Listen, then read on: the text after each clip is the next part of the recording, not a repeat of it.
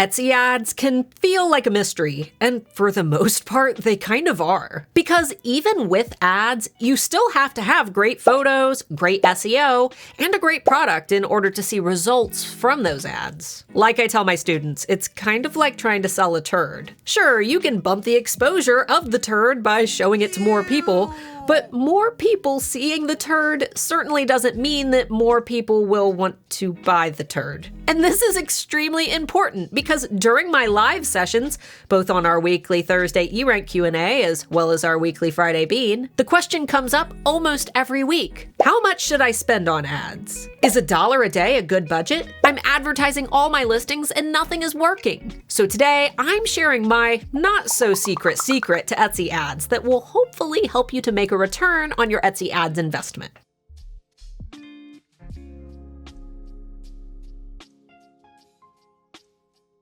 For those who are new here, my name is Starla Moore, founder of the Handmade Alpha Academy for Etsy sellers and manager at erank.com, Etsy's most popular SEO tool. And over the years, I've heard every Etsy ad story that you can imagine. Some sellers swear by Etsy ads.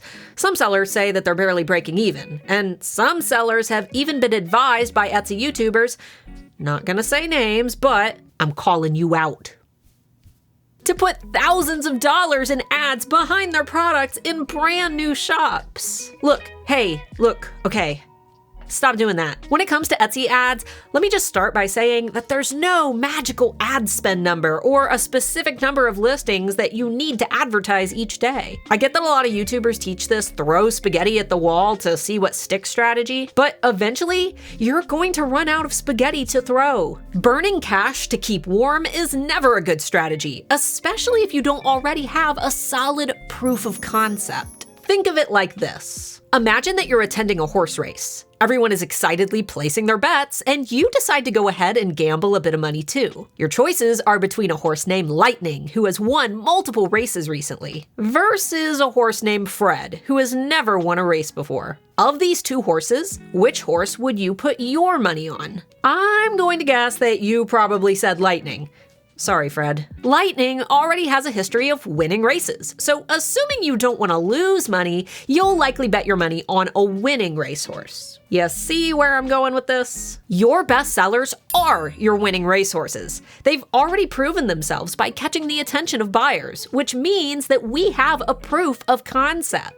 We know that these are the items that customers already love. So by putting a little money behind the items that are already doing well, we are taking those winners and showing them to more people who may be interested in buying them. Now, I know what you're thinking. What if you don't have any bestsellers? Well, do you have anything in your shop that has sold at all or sold recently? Anything that is sold, or ideally has sold more than once, could be considered a bestseller within your own shop. But if you're a new seller and you have 0 sales, unfortunately, you're walking into the horse race blind. And that's okay, but you need to be aware that you are gambling. And while gambling is okay, betting the whole house isn't okay, nor is it a sustainable strategy for success. Personally, I'd select a small handful of products that have the most views, then experiment by divvying out a bit of ad money to each of those listings. When one of those listings sells, pull back money from one of the other listings and reassign it to the sold listing in order to continue backing up the item that already has demand. If after doing all this, you still aren't making sales,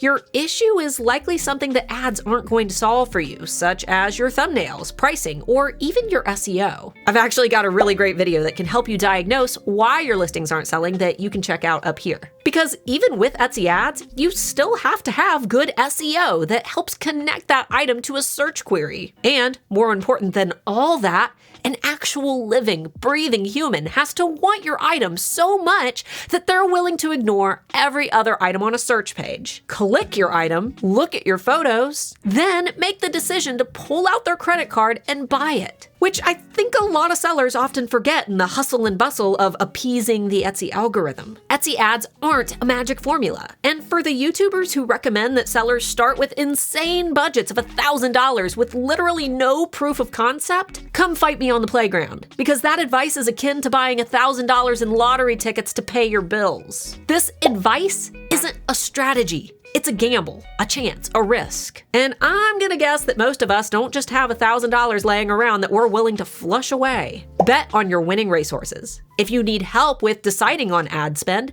check out our ROI calculator over at eRank. This tool will allow you to measure your return on investment by factoring in metrics such as your ad spend, views, clicks, and your orders and revenue that resulted from ads. The bottom line is that Etsy ads aren't a requirement for success, and if you're going into the red, it's okay to pull back and spend time improving other areas of your shop and listings. For many sellers, waiting until you have a best-selling item is going to be a much better move because it gives you an idea of what customers are already interested in before you place your bets. Overall, success on Etsy means using your shop's data and past sales to make smart decisions about where to invest. And with a little science, a lot of data, and some help from a trusted Etsy expert, you'll be well on your way to Etsy success.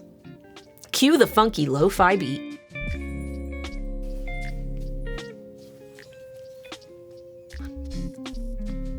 I'm calling you out. One more time.